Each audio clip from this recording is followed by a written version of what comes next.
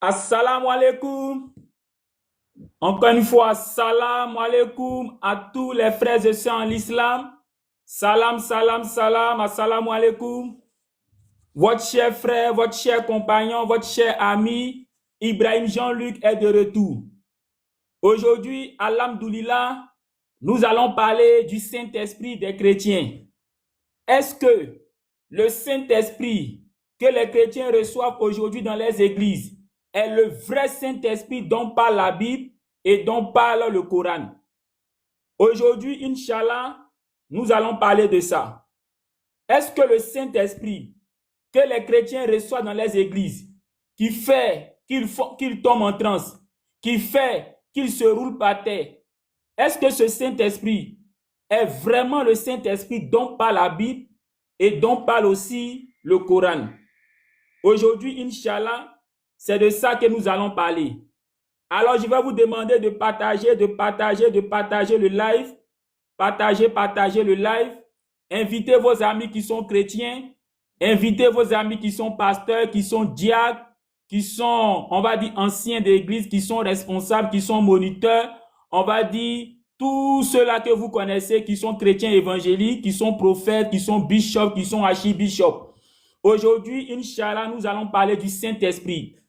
Que ces gens, pour ne pas dire nos frères chrétiens, reçoivent dans les dénominations. Ce Saint-Esprit qui les fait tomber en transe.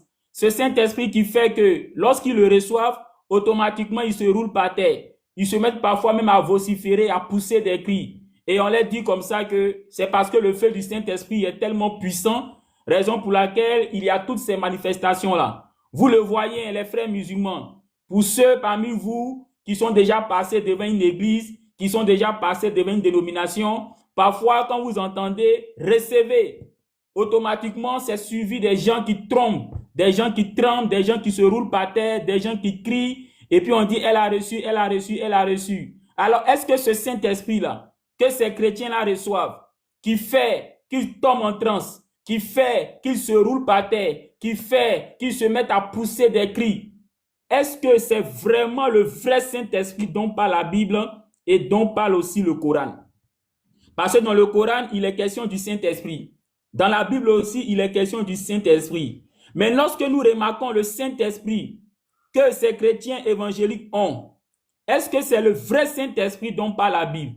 Alors déjà, avant de commencer, si vous avez remarqué, nous avons un numéro WhatsApp qui s'affiche à l'écran. Tous ceux qui aimeraient avoir des arguments, tous ceux qui aimeraient avoir des arguments pour aider les chrétiens à devenir musulmans, à mieux comprendre l'islam, écrivez islam sur ce numéro WhatsApp qui s'affiche à l'écran et vous allez recevoir, Inch'Allah, un lien qui va vous permettre, on va dire, d'intégrer le groupe WhatsApp et puis de recevoir par conséquent tous ces arguments gratuitement. Nous précisons bien gratuitement parce que nous ne faisons pas la dawa pour de l'argent. Et on ne fait pas la dawa pour de l'argent. On ne fait pas non plus la dawa pour devenir riche. On fait la dawa pour la cause d'Allah. On fait la dawa pour l'amour d'Allah. On fait la dawa pour l'amour pour notre prochain. Nous, alhamdoulilah, Allah nous a sauvés. Allah nous a attirés à sa religion, qui est la vraie religion, qui est l'islam. Et nous savons que nous sommes éclairés. Mais quand on regarde nos prochains qui sont dans les ténèbres, notre amour pour eux va donc nous pousser à faire quoi? Aller parler de l'islam, aller parler de la vérité pour que ces frères chrétiens qui sont dans les ténèbres puissent embrasser la religion véritable qui est l'islam. Et donc c'est pour ça que nous faisons la dawa. On ne fait pas la dawa pour devenir célèbre.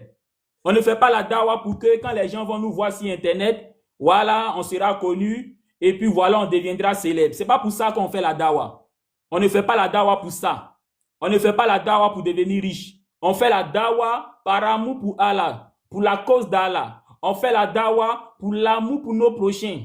Parce que nos prochains qui sont égarés ont besoin d'entendre la vérité, ont besoin d'entendre la parole d'Allah, ont besoin d'entendre la parole du Dieu, créateur du ciel et de la terre. C'est donc pour ça que nous faisons la dawa. Et donc tous ces frères musulmans qui aiment les prochains, tous ces frères musulmans qui ont l'amour de leurs prochains, tous ces frères musulmans qui veulent parler de l'islam à ces frères chrétiens qui ne connaissent pas ou qui cherchent la vérité.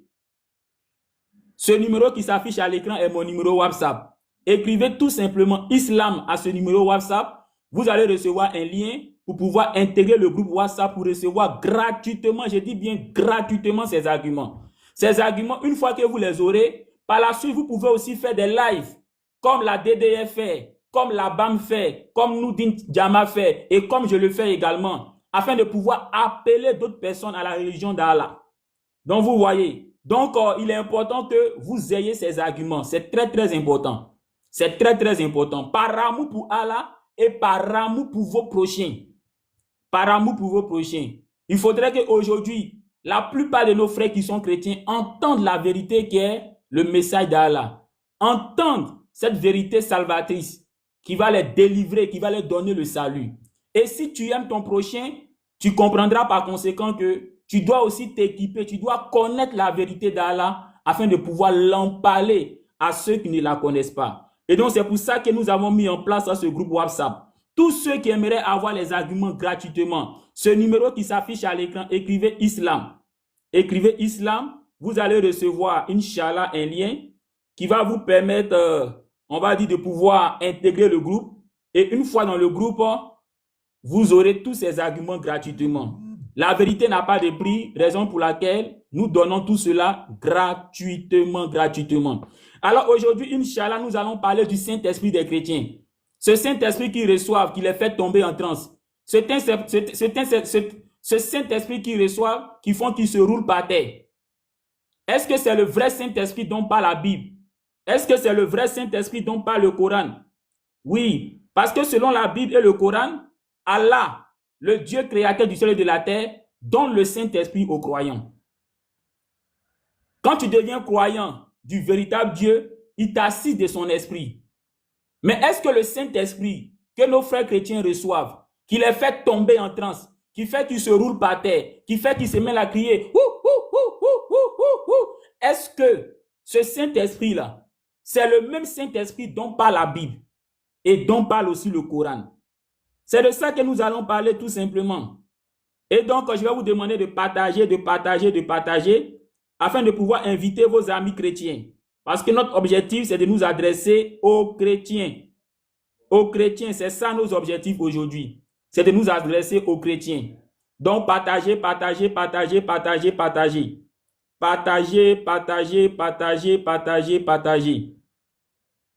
Nous allons parler du Saint-Esprit que les chrétiens reçoivent aujourd'hui. Déjà, dans nos églises, qu'est-ce que nous remarquons? Lorsqu'on dit « recevez le Saint-Esprit », les gens tombent, boum.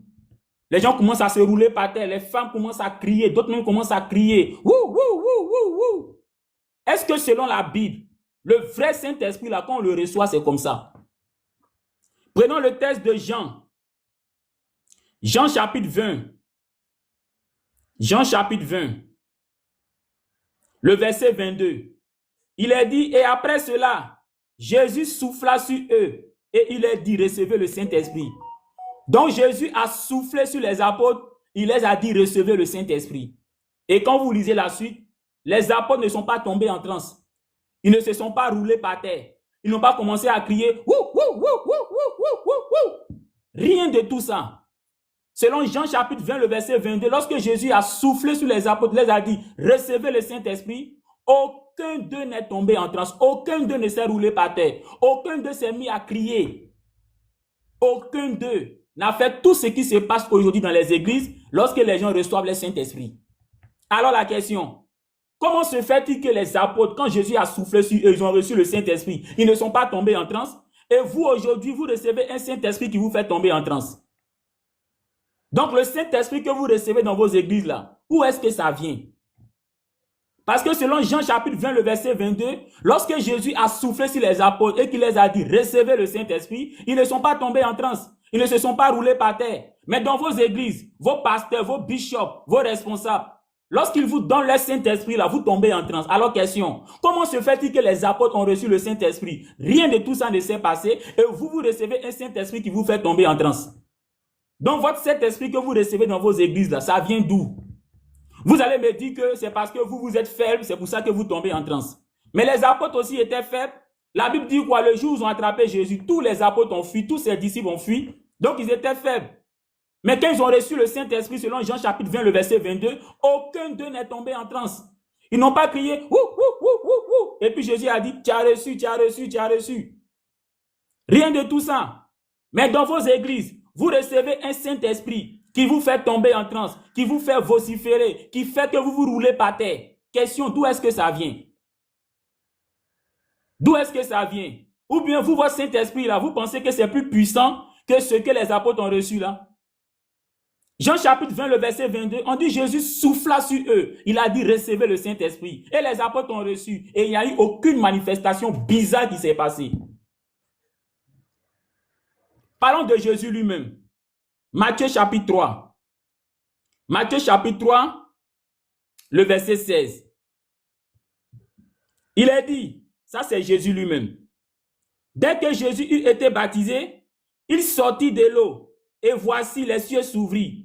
Et il vit l'Esprit de Dieu, donc le Saint-Esprit, descendre comme une colombe et venir sur lui. Donc selon ce verset, lorsque Jésus lui-même a reçu le Saint-Esprit étant dans le Jourdain, est-ce que Jésus est tombé en transe? Est-ce que Jésus s'est roulé dans le Jourdain pour dire que non, le Saint-Esprit qu'il a reçu là, c'est tellement puissant que non, il ne pouvait pas supporter? Est-ce que Jésus-Christ est tombé en transe? Est-ce qu'il a commencé à faire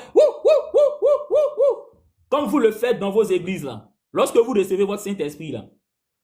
Jésus n'a rien fait de tout ça. La Bible dit, l'Esprit Saint est descendu sur lui comme une colombe. Et Jésus n'est pas du tout tombé en transe. Contrairement à vous, qui recevez un Saint-Esprit qui vous fait tomber en transe. Alors question, le Saint-Esprit que vous recevez dans vos églises là, ça vient d'où? C'est là la question, ça vient d'où? Ce Saint-Esprit que vous recevez dans vos églises là, d'où est-ce que ça vient? Qui peut nous dire ça? Mettez en commentaire d'où est-ce que ça vient. Parce que nous, on ne comprend pas. Jean chapitre 20, le verset 22, Jésus souffle sur les apôtres, il dit recevez le Saint-Esprit, il ne tombe pas en transe. Vous, aujourd'hui, vous recevez un Saint-Esprit qui vous fait tomber en transe. Jésus lui-même, Matthieu chapitre 3, le verset 16, il reçoit le Saint-Esprit, il ne tombe pas en transe. Vous, vous recevez un Saint-Esprit qui vous fait tomber en transe. Alors, question, votre Saint-Esprit que vous recevez dans vos églises, ça vient d'où? C'est ce que nous, on veut savoir, c'est tout. Donc, est-ce qu'on peut avoir la réponse dans les commentaires? Parce que nous, les musulmans, on aimerait savoir d'où est-ce que ça vient. D'où est-ce que ça vient? D'où est-ce que ça vient? Un Saint-Esprit qui vous fait tomber en transe. Donc, vous voyez, ça montre que le Saint-Esprit que vous recevez dans vos églises là n'a absolument rien à voir avec le Saint-Esprit dont parle la Bible et dont parle le Coran. Parce que dans le Coran, Allah dit qu'il assiste les croyants du Saint-Esprit. C'est écrit dans le Coran. Allah dit qu'il assiste les croyants du Saint-Esprit. Donc, les musulmans ont le Saint-Esprit. Mais dites-moi, est-ce que vous avez déjà vu un musulman tomber en transe? Est-ce que vous avez déjà vu un musulman dire j'ai reçu, ou bien Pourtant, le Coran dit que Allah donne le Saint-Esprit à ses croyants. Et quand on prend la Bible, Matthieu chapitre 3, le verset 16, quand Jésus lui-même a reçu le Saint-Esprit, la Bible dit qu'il n'est pas tombé en transe. Il ne s'est pas roulé par terre. Et Jean chapitre 20, le verset 22, lorsque les apôtres ont reçu le Saint-Esprit, rien de tout ça aussi ne s'est passé. Ils ne sont pas tombés en transe. Ils ne se sont pas roulés par terre. Donc la question, chrétiens évangéliques, chrétiens pentecôtistes, chrétiens, votre Saint-Esprit que vous recevez là, ça vient d'où? Ça vient d'où? C'est ce que nous on aimerait savoir. D'où est-ce que ça vient? Votre Saint-Esprit que vous recevez dans vos églises là, d'où est-ce que ça vient? Parce que la Bible est claire en la matière. Hein? La Bible est absolument claire. Les apôtres ont reçu le Saint-Esprit. Ils ne sont pas tombés en transe. Jésus lui-même a reçu le Saint-Esprit. Il n'est pas tombé en transe. Mais vous aujourd'hui, vous recevez un Saint-Esprit qui vous fait tomber en transe. Et donc nous on aimerait savoir, le Saint-Esprit que vous recevez aujourd'hui là, d'où est-ce que ça vient? Est-ce que c'est possible de nous donner la source de ce Saint-Esprit que vous recevez aujourd'hui? Parce que nous, on est un peu curieux, on veut savoir. Ou bien c'est Jésus qui n'a pas bien reçu son Saint-Esprit, ou bien c'est les apôtres qui n'ont pas bien reçu le Saint-Esprit. C'est ce que nous, on veut savoir. Pour que vous, aujourd'hui, vous recevez un Saint-Esprit qui fait que quand vous le recevez, vous criez, vous vous roulez par terre. Dites-nous, les frères chrétiens, nous, on aimerait le savoir, c'est tout. C'est tout ce que nous, on veut savoir. Jésus a reçu le Saint-Esprit. Matthieu chapitre 3, le verset 16. Il ne s'est pas roulé dans le Jourdain. Il ne s'est pas mis à crier, il ne s'est pas mis même à dire des choses bizarres pour dire que ce qu'il a reçu là, c'est trop fort. Les apôtres aussi ont reçu le Saint-Esprit, rien de tout ça. Mais vous, aujourd'hui, vous recevez un Saint-Esprit qui fait que vous vous mettez à crier, à faire de ces choses bizarres. Donc, nous, on aimerait savoir, votre Saint-Esprit là, d'où est-ce que ça vient? Autre chose que nous constatons, lorsque les chrétiens reçoivent le Saint-Esprit, ils se mettent à parler ce qu'on appelle le parler en langue. Riboshaka, lebroseko, ribababa. Ce parler en langue là, eux-mêmes ils ne comprennent pas. Et puis ceux qui sont autour d'eux là ne comprennent pas.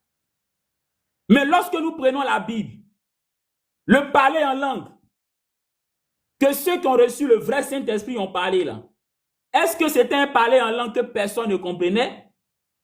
Actes des Apôtres chapitre 2. Actes des Apôtres chapitre 2. Il est dit, Actes des Apôtres chapitre 2, le verset 4 à 6, il est dit, et ils furent tous remplis du Saint-Esprit et se mit à parler en d'autres langues selon que l'Esprit leur donnait de s'exprimer. Or, il y avait en ce jour à Jérusalem des Juifs, hommes pieux, de toutes les nations qui sont sous le ciel.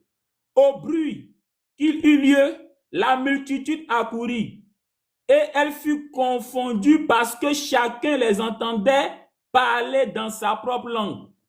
Ici, là, on a dit le parler en langue que les disciples ont parlé. C'était un parler en langue qui était tel que ceux qui étaient autour d'eux la comprenaient. Donc, ce qu'ils disaient là, c'était compréhensible. Maintenant, les frères chrétiens, vous, votre parler en langue que vous parlez, lorsque vous recevez votre Saint-Esprit, que personne ne comprend là, d'où est-ce que ça vient?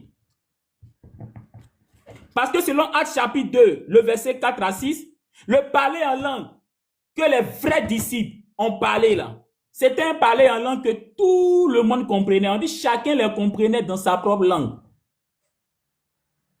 Mais aujourd'hui, dans vos églises, vous recevez un Saint-Esprit qui vous fait parler un parler en langue que vous-même vous ne comprenez pas et que personne non plus ne comprend. Riboshaka, lebroseko, ribababababa. Vous ne comprenez pas et puis ceux qui sont autour de vous ne comprennent pas non plus. Alors que la Bible dit, selon Actes chapitre 2, le verset 4 à 6, que lorsque les disciples ont reçu le vrai Saint-Esprit, les parler en langue là, tous ceux qui étaient autour d'eux là, ils comprenaient. Donc, question, vous, votre Saint-Esprit là, ça vient d'où? Pour que votre parler en langue là, personne ne comprend. D'abord, vous tombez en transe. Les disciples, selon Jean chapitre 20, le verset 22, ne sont pas tombés en transe. Jésus, selon Matthieu chapitre 3, le verset 16, n'est pas tombé en transe.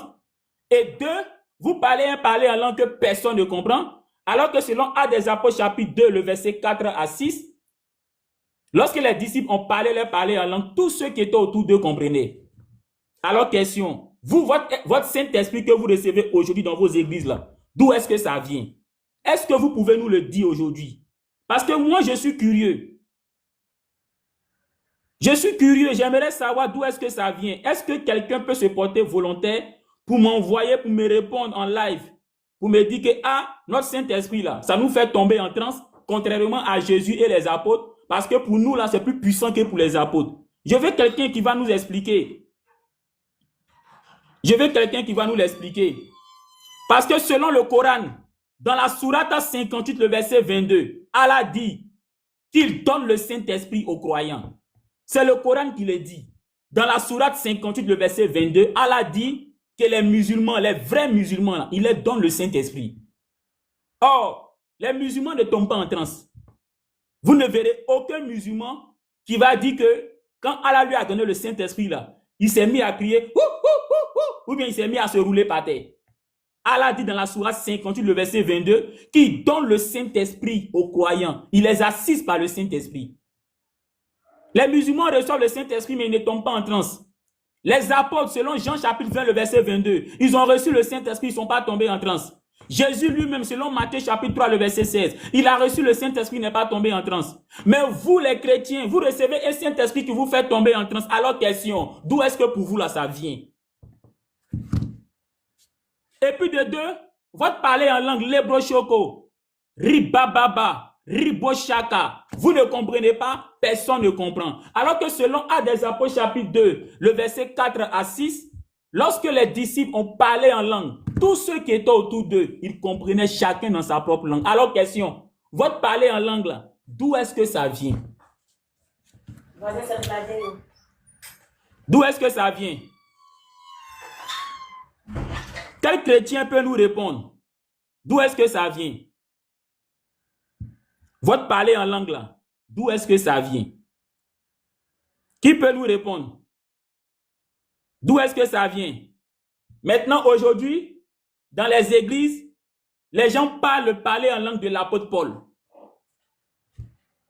Dans les églises, les gens parlent le parler en langue de l'apôtre Paul. Ce parler en langue de l'apôtre Paul, c'est ce qu'il parle dans les églises aujourd'hui. Nous, les musulmans, nous ne croyons pas en Paul. Pourquoi? Nous ne croyons pas en Paul pour plusieurs raisons. Parce que Jésus lui-même là ne reconnaît pas l'apostolat de Paul. C'est vrai que Paul dit qu'il est apôtre. Et il dit lui-même que c'est Jésus qui l'a établi apôtre. Mais nous les musulmans, nous disons, selon la Bible, Jésus lui-même là ne reconnaît pas l'apostolat de Paul. Quand on prend le texte de Apocalypse chapitre 21, le verset 9 et le verset 14, Jésus dit que son église, qu'il appelle l'épouse, c'est-à-dire l'église, demandez à tous les chrétiens, l'église de Jésus est aussi appelée l'épouse de Jésus-Christ ou encore la nouvelle Jérusalem. Jésus-Christ dit en Apocalypse chapitre 21, le verset 9, que son épouse là, elle est basée sur le fondement des 12 apôtres, selon Apocalypse chapitre 21, le verset 9 et le verset 14. Jésus précise que lui, son épouse, lui, son église, lui, sa communauté là, selon Apocalypse chapitre 21, le verset 9 et précisément le verset 14, elle est fondée, elle est basée sur le fondement des 12 apôtres. Or, Paul ne fait pas partie des 12 apôtres. Quand Jésus a choisi ces 12 apôtres là, Paul n'est pas dedans. Jésus dit en Apocalypse chapitre 21, le verset 9 et le verset 14, que son épouse, c'est-à-dire son église, autrement dit sa communauté, qui est la nouvelle Jérusalem, est basée sur le fondement des 12 apôtres, Les 12 apôtres, là, Paul n'est pas dedans. Donc, l'église de Jésus, l'épouse de Jésus, qui est appelée la nouvelle Jérusalem, est basée sur les 12 apôtres. Or, Paul ne fait pas partie des 12 apôtres. Du coup, ça veut dire quoi? L'église de Jésus, là, n'est pas basée sur les enseignements de Paul, puisqu'elle est basée sur les 12 apôtres. Deuxième point, Paul dit une chose, et puis Jésus dit le contraire. Quand nous prenons par exemple le texte de Romains chapitre 3, le verset 28, Paul nous dit là-bas, en Romains chapitre 3, le verset 28, que la loi de Dieu ne nous sauve pas. C'est Paul qui le dit. En Romains chapitre 3, le verset 28, Paul dit, la loi de Dieu, là, ça ne sauve pas. Autrement dit, la loi ne sauve pas. Ça, c'est Paul qui le dit. Mais Jésus dit le contraire en Luc chapitre 10, le verset 25 à 28, quand on lui a demandé qu'est-ce qu'il faut faire, maître, pour avoir la vie éternelle. Jésus a dit, il faut observer la loi de Dieu. Donc, Paul dit en Romains chapitre 3, le verset 28, que la loi de Dieu ne sauve pas. Mais Jésus dit le contraire en Luc chapitre 10, le verset 25 à 28, que c'est la loi de Dieu qui donne la vie éternelle. Le même Paul encore, il dit en Romains chapitre 10, le verset 4, que les œuvres de la loi, c'est-à-dire l'observation de la loi, ne donnent pas le salut. Paul dit, on ne doit pas pratiquer la loi pour avoir le salut. Selon Romains chapitre 10, le verset 4, il dit que Jésus-Christ est la fin de la loi. Romains chapitre 10, le verset 4, Paul dit, Jésus-Christ est venu mettre fin à la loi. Romains chapitre 10, le verset 4, c'est Paul qui parle. Il dit, Jésus est venu mettre fin à la loi. Or, Jésus dit, en Matthieu chapitre 5, le verset 17 à 19, que lui, Jésus, là, il n'est pas venu mettre fin à la loi, mais il est venu l'accomplir. Et aussi longtemps que le ciel et la terre ne passeront pas, la loi ne passera pas. Donc vous voyez, Paul, lui, dit en Romains chapitre 10, le verset 4, que Jésus est venu mettre fin à la loi. Mais Jésus dit le contraire en Matthieu chapitre 5, le verset 17 à 19, que lui, il n'est pas venu mettre fin à la loi, mais il est venu accomplir la loi. Et que aussi longtemps que le ciel et la terre ne passeront, la loi ne passera pas. Donc voilà pourquoi nous, les musulmans, on ne croit pas en Paul. Mais vous, les chrétiens, c'est normal que vous croyez en Paul. Et comme je le disais, vous parlez le parler en langue de Paul, qui est un parler en langue qui ne ressemble à aucune langue humaine. C'est celle-là que vous parlez. Les ribababa, les riboshaka, les lebroseko, les bede. C'est ce que vous parlez, le parler en langue de l'apôtre Paul. Mais lorsqu'on lit Paul lui-même, on se rend compte que malgré que Paul soit un imposteur, malgré que son apostolat ne soit pas reconnu par Jésus, on se rend compte que son parler en langue là même là, c'est pas ce que vous parlez. D'abord, vous ne parlez pas le parler en langue de Jésus, selon Actes des Apôtres chapitre 2, le verset 4 à 6, qui est un parler en langue qui était tel que tous ceux qui étaient autour comprenaient ce que les apôtres disaient, chacun dans sa propre langue. Donc vous ne parlez pas ce parler en langue là. Et même quand on prend le parler en langue de Paul, on se rend compte que vous ne parlez pas le parler en langue de Paul tel que Paul demande de le faire. Regardez 1 Corinthiens chapitre 14. 1 Corinthiens chapitre 14. Vous allez voir le parler en langue de Paul. Comment ça se passe? Selon Paul, voici comment son parler en langue se parle.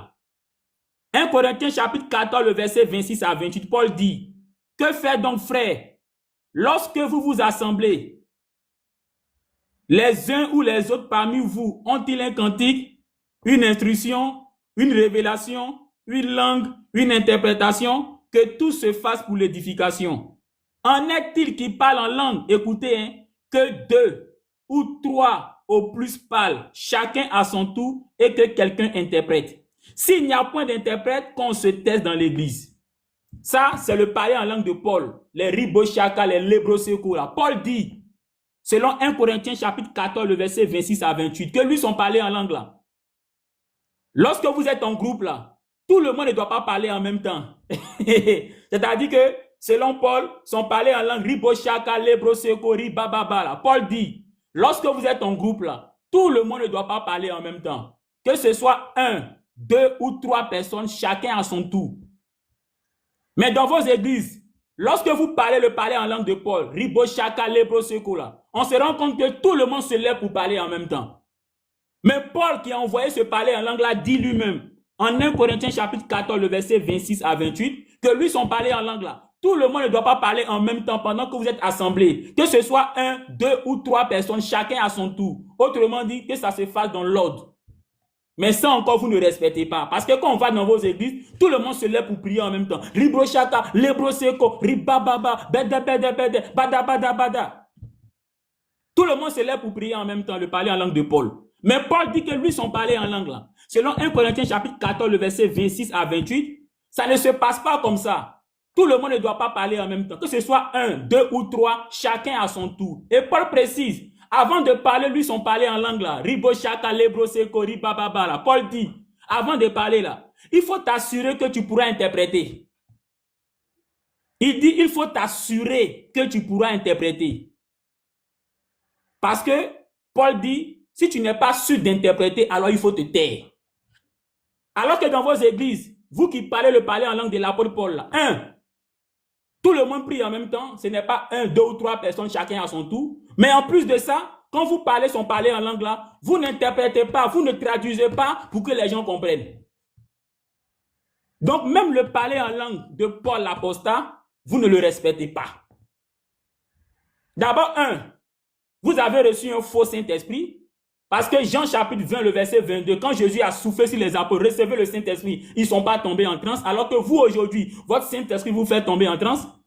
2, votre parler en langue là, personne ne comprend. Alors que les disciples, selon Actes des Apôtres chapitre 2, le verset 4 à 6, quand ils ont parlé en langue, tous ceux qui étaient là, chacun les entendait dans sa propre langue, chacun les comprenait dans sa propre langue. Maintenant, 3, même le parler en langue de Paul l'imposteur, on se rend compte que vous ne respectez pas ça. Paul dit, lui, son parler en langue là, Selon 1 Corinthiens chapitre 14 là. Chapitre 14, le verset 26 à 28 là. Il dit, quand vous êtes assemblés là, que ce ne soit pas que tout le monde se lève pour parler en langue en même temps. Que ce soit 1, 2 ou 3, chacun à son tour. Et Paul dit, avant de parler, lui, son parler en langue là, il faut s'assurer que vous soyez capable d'interpréter. Si ce n'est pas possible, taisez-vous. Or, dans vos églises, vous ne respectez même pas ça. Malgré que vous parlez le parler en langue de Paul, qui est un apostat. Quand vous parlez vos ribos chacun là, tout le monde se lève pour parler en même temps. Ce n'est pas 1, 2 ou 3 personnes, chacun à son tour. Et en plus de ça, vous n'interprétez pas. Alors que Paul dit, avant de parler, lui, son parler en langue là, il faut s'assurer que vous êtes prêts à interpréter. Alors, chrétien, votre Saint-Esprit là, d'où est-ce que ça vient? Moi, c'est ma question. D'où est-ce que ça vient? Votre Saint-Esprit là, d'où est-ce que ça vient? Écoutez ce que Paul dit, 2 Corinthiens chapitre 11, le verset 4. Il dit, car si quelqu'un vient vous prêcher un autre Jésus que celui que nous avons prêché, ou si vous recevez un autre Saint-Esprit que celui que vous avez reçu, ou un autre évangile que celui que vous embrassez, vous le supportez fort bien. Ici, Paul dit en 2 Corinthiens chapitre 11, le verset 4, qu'on peut recevoir un autre Saint-Esprit qui n'a rien à voir avec le vrai Saint-Esprit. Alors, chrétien, est-ce que vous-même, quand vous regardez votre Saint-Esprit qui vous fait tomber en transe, est-ce que vous êtes sûr que c'est le vrai Saint-Esprit ou bien c'est un autre Saint-Esprit que vous recevez? Quand vous-même vous rentrez en vous-même et que vous regardez votre Saint-Esprit là, qui vous fait tomber en transe là, est-ce que vous pensez que c'est le vrai Saint-Esprit ou bien c'est un autre Saint-Esprit que vous recevez? Jésus a reçu le Saint-Esprit. Matthieu 3, le verset 16. Il n'est pas tombé en train, il ne s'est pas roulé dans le Jourdain. Les disciples ont reçu, Jean chapitre 20, le verset 22. Jésus a soufflé sur eux. Recevez. Ils ont reçu, ils ne sont pas tombés en transe. Mais vous recevez un Saint-Esprit qui vous fait tomber en transe. Alors, question, pour vous là, ça vient d'où? En plus de ça, votre parler en langue, personne ne comprend. Alors que les apôtres, selon Actes des Apôtres, chapitre 2, le verset 4 à 6, quand ils ont parlé en langue, tous les Juifs les comprenaient chacun dans sa langue. Donc la question, votre Saint-Esprit là, ça vient d'où? Ça vient d'où? Alors je reçois une question, je vais la lire. On sait que la DDR, ça c'est quelle question ça? On sait que la DDR ne fait pas suivre des cours aux gens avant de les baptiser. Mais comment se fait-il que les gens se convertissent en masse seulement dans le mois de Ramadan et que c'est seulement les djoulas en général qui se baptisent? Je ne comprends pas la question. Hein.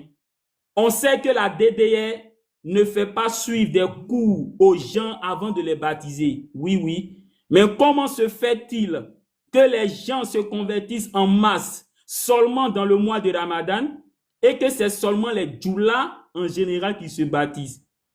Le frère chrétien, je comprends maintenant sa question. En fait, vous là, en fait, tu veux dire quoi? Que les convertis de la DDR là, c'est de la mamaille. Parce que, écoutez sa question, hein. Il dit que dans l'année, il y a plus de 360 jours. Pourquoi, durant les jours de l'année là, la DDR ne convertit pas les gens? Mais bizarrement, selon lui, c'est dans le mois de Ramadan seulement qu'il baptise les gens. Alors que la DDR ne fait pas de cours de baptême. Parce que quand on fait les cours de baptême, on sait qu'on va commencer les cours tel mois, donc dans tel autre mois, on va finir, donc dans tel mois, il y aura les baptêmes. Pour la DDR, ça n'existe pas. Alors comment se fait-il qu'eux ne font pas de cours de baptême? Et puis durant toute l'année, là, ils ne baptisent pas les gens, mais c'est seulement dans le mois de Ramadan qu'ils baptisent les gens. Et comment se fait-il que la plupart de leurs convertis sont des djoulas? Donc en réalité, c'est comme s'il met en doute, je ne sais pas si vous voyez un peu, il met en doute, on va dire, les convertis de la DDR. Le frère chrétien qui m'a envoyé la question là, ça c'est une question que Oustad Diané, mon père spirituel, ainsi que Ismaël Aka, mon père spirituel, peuvent répondre. Voilà, moi, alhamdoulilah, j'ai été baptisé par la DDR. Voilà, j'ai été baptisé par la DDR. Maintenant, comme ta question est pour la DDR, c'est la DDR qui est bien placée. Moi, j'ai été baptisé. Oustad Diané est mon père spirituel. Ismaël Aka est mon dévancier. La DDR est ma mère spirituelle, mais je ne suis pas encore membre de la DDR parce que je ne remplis pas les étapes. Il y a une procédure pour être membre de la DDR. Moi, je ne remplis pas encore cette procédure. Je ne suis pas encore membre parce que je me suis baptisé tout récemment. Mais pour ce qui est de ta question là, parce que tu aimerais savoir pourquoi durant toute l'année, il n'y a pas de convertis et c'est dans le mois de Ramadan seulement. Et comment se fait-il que la plupart de leurs convertis sont des doulas? En fait, tu mets en doute la crédibilité des convertis de la DDR. Donc, je te ramène vers mon père spirituel Oustaz Diané pour lui poser la question. Je te ramène aussi vers, on va dire, mon dévancier Oustaz Ismaël Aka pour lui poser la question. Voilà. Donc, je crois que j'ai répondu à ta question. Je reviens sur le sujet. Aujourd'hui, dans les églises évangéliques, les pasteurs leur disent que la dîme, là, c'est à eux qu'on doit donner. Que la dîme, c'est pour le pasteur. La dîme, c'est pour le pasteur. Donc, dans l'esprit de beaucoup de chrétiens, la dîme, là, on la donne au pasteur. Et c'est seulement au pasteur qu'on donne la dîme. Mais quand on dit la Bible, est-ce que la Bible dit que la dîme, là, on la donne seulement au pasteur? Lisons Deutéronome chapitre 26, le verset 12. Écoutez bien. Deutéronome chapitre 26, le verset 12. Il est dit, lorsque tu auras achevé de lever toute la dîme de tes produits, tu la donneras aux Lévites, à l'étranger, je reprends. Lorsque tu auras achevé de lever toute la dîme de tes produits la 3e année, l'année de la dîme, tu la donneras aux Lévites, à l'étranger, à l'orphelin et à la veuve, et ils mangeront et se rassasieront. Donc, Deutéronome chapitre 26, le verset 12 dit que la dîme, là, tu peux la donner aux Lévites. Les Lévites, on peut dire ce sont les pasteurs. Mais Dieu ne s'arrête pas là. Il dit tu peux la donner aussi à la veuve et tu peux la donner aussi aux orphelins. Donc, la dîme, là, on ne la donne pas seulement aux pasteurs. La dîme, on la donne aussi aux veuves et on la donne aussi aux orphelins. Mon frère chrétien, dans ton église, dans ta dénomination, est-ce qu'il n'y a pas des mamans qui sont veuves? Est-ce qu'il n'y a pas des mamans qui ont perdu leur mari, qui sont veuves? Deutéronome chapitre 26, le verset 12 dit, quand tu prends ta dîme, là, il faut leur donner. Elles ont droit à la dîme. La dîme, là, ce n'est pas seulement pour le pasteur. Dieu dit en Deutéronome chapitre 26, le verset 12, que la dîme, là, tu peux la donner au pasteur, ou encore tu peux la donner à la veuve, ou encore tu peux la donner à l'orphelin. Donc, dans vos églises, certainement que tu connais des mamans qui sont veuves. Quand tu as ta dîme, là, Dieu dit en Deutéronome 26, le verset 12, tu peux la donner à la maman veuve, là.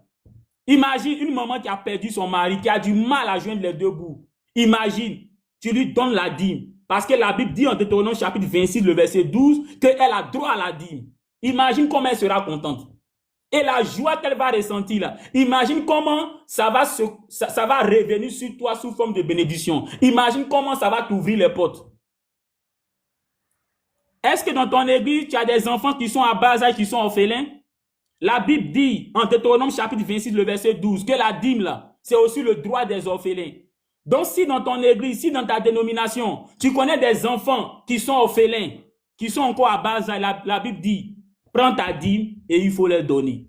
Imagine un instant dans ton église des enfants qui sont à bas âge, qui sont orphelins, qui ont du mal à aller à l'école, qui ont du mal à tenir leur scolarité.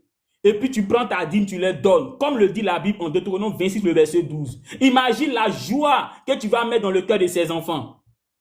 Imagine le retour. Ça va t'ouvrir les portes.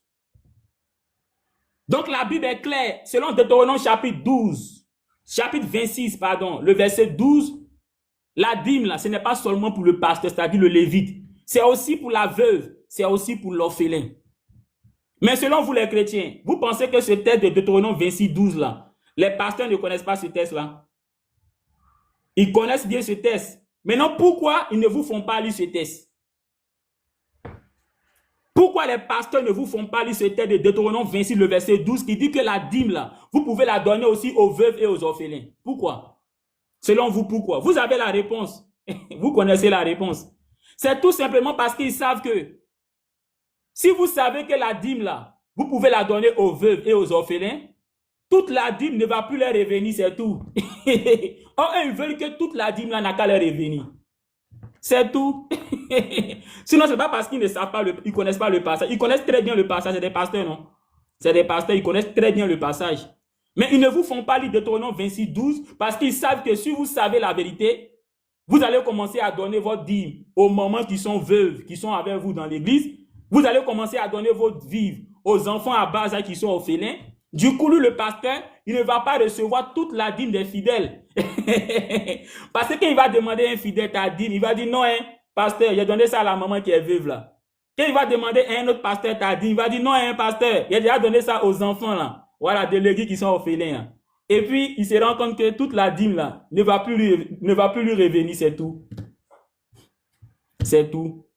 Donc, la dîme, selon Deutéronome chapitre 26, le verset 12, c'est aussi le droit de la veuve et c'est aussi le droit des orphelins. Donc, chrétiens, vous comprenez maintenant pourquoi parfois vous donnez la dîme seulement au pasteur et puis vos portes sont fermées. C'est tout simplement parce que dans vos églises, il y a des veuves qui souffrent. Il y a des veuves qui souffrent dans vos églises. Selon la Bible, ces veuves-là ont droit à la dîme. Et vous les dépassez, vous donnez seulement au pasteur. Dans vos églises, il y a des orphelins, des enfants à bas âge qui souffrent. La Bible dit que ces enfants à bas âge ont droit à la dîme. Vous dépassez ces enfants, vous partez donner au pasteur. La Bible dit en Deutéronome 26, 12 que la dîme là, ce n'est pas seulement pour le pasteur, c'est aussi pour la veuve et pour les orphelins. Si vous avez compris ça, vous allez vous organiser. Ah, ce mois-là, je donne au pasteur. L'autre mois, là, je donne à la veuve. L'autre mois qui vient, là, je donne aux orphelins. Le mois qui suit, là, je donne au pasteur. L'autre mois qui vient après, là, je donne à la veuve. L'autre mois qui suit, là, je donne aux orphelins.